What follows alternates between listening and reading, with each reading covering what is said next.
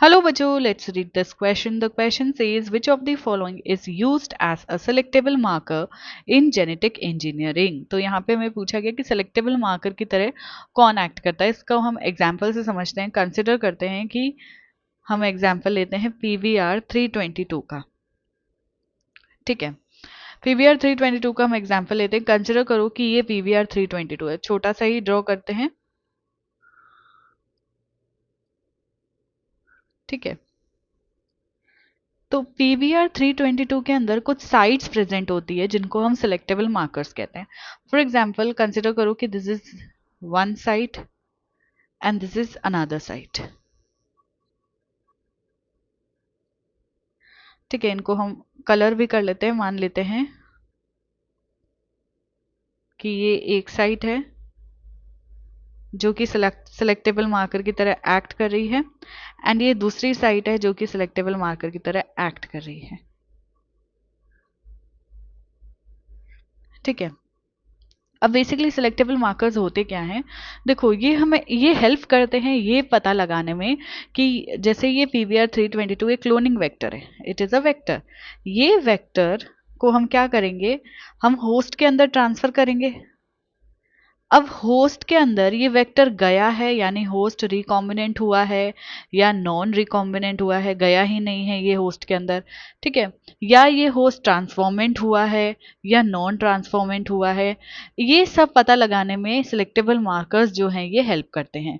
तो PVR 322 की बात करें तो PVR 322 के पास एक साइट होती है जो कि टेट्रासाइक्लिन रेजिस्टेंट साइट होती है एंड दूसरी साइट होती है जो कि एम्पिसिलिन रेजिस्टेंट साइट होती है. ठीक है, एम्पिसिलिन एंड टेट्रासाइक्लिन क्या है, ये है बेसिकली इनके पास एंटीबायोटिक रेजिस्टेंस साइट होती है. एंटीबायोटिक यानी अगर हम इनके ऊपर एम्पिसिलिन नाम की एंटीबायोटिक डालते हैं तो उससे फाइट करने के लिए इनके पास रेजिस्टेंट पावर है. वहीं सिमिलरली हम टेट्रासाइक्लिन नाम का एंटीबायोटिक डालते हैं तो उससे भी फाइट करने का इनके पास पावर है. ठीक है, तो ये as a selectable marker act करते हैं. कैसे एक्ट करते हैं, हम क्या करते हैं, हमारा gene of interest in site में से किसी एक साइट में डाल देते हैं. फॉर एग्जांपल हमने टेट्रासाइक्लिन के अंदर अपना जीन ऑफ इंटरेस्ट डाल दिया.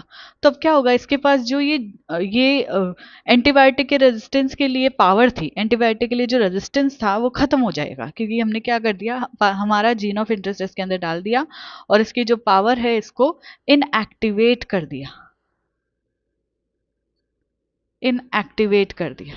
ठीक है, तो इससे हमें पता लग जाएगा क्योंकि हम इसको क्या करेंगे, एम्पिसिलिन और टेट्रासाइक्लिन में दोनों में ग्रो करेंगे इस होस्ट को. तो उस कंडीशन में हमें पता लग जाएगा कि अगर ये टेट्रासाइक्लिन में ये होस्ट ग्रो नहीं कर पा रहा है क्योंकि जीन ऑफ इंटरेस्ट डाल दिया है, अगर ये ग्रो नहीं कर पा रहा है मतलब कि इसके अंदर ये रिकॉम्बिनेंट भी हो गया और ट्रांसफॉर्मेंट भी हो गया है. ठीक है, और अगर ये ग्रो कर पा रहा है मतलब कि इसका रिकॉम्बिनेंट भी नहीं हुआ है और या तो ये नॉन रिकॉम्बिनेंट है या फिर ये नॉन ट्रांसफॉर्मेंट है. ठीक है, तो दोनों में से मतलब इस तरीके से हम क्या कर सकते हैं, हम पता लगा सकते हैं. इसीलिए इनको सिलेक्टेबल मार्कर कहा जाता है. ठीक है, तो जीनोमिक डीएनए जो है वो सिलेक्टेबल मार्कर नहीं होगा. ठीक है, जैसे फॉर एग्जांपल कंसिडर करो कि ये एक बैक्टीरिया है और ये है वेक्टर, सॉरी ये है प्लाज्मिड जिसको हम वेक्टर कह रहे हैं. This is plasmid. PVR 322 भी क्या है, एक तरीके का प्लाज्मिड ही है. ठीक है, जिसको हम क्लोनिंग वेक्टर कह रहे हैं.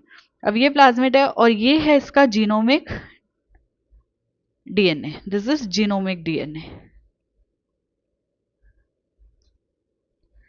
ठीक है, तो जीनोमिक डीएनए सिलेक्टेबल मार्कर्स जो हैं वो जीनोमिक डीएनए में प्रेजेंट नहीं होंगे. Ampicillin resistant gene selectable marker की तरह एक्ट कर सकता है, अभी अभी हमने देखा. सिमिलरली टेट्रासाइक्लिन रेजिस्टेंट जीन भी क्या कर सकता है, सिलेक्टेबल मार्कर की तरह एक्ट कर सकता है. तो बोथ बी एंड सी जो है हमारा करेक्ट आंसर चला जाएगा, यानी हमारा करेक्ट आंसर हो जाएगा option D. Option D correct चला जाएगा. इसके रिगार्डिंग इन्फॉर्मेशन आपको 12th की न्यू एनसीईआरटी में पेज नंबर 169 पे मिलेगी. आई होप कि आपको क्वेश्चन अच्छे से समझ आ गया है.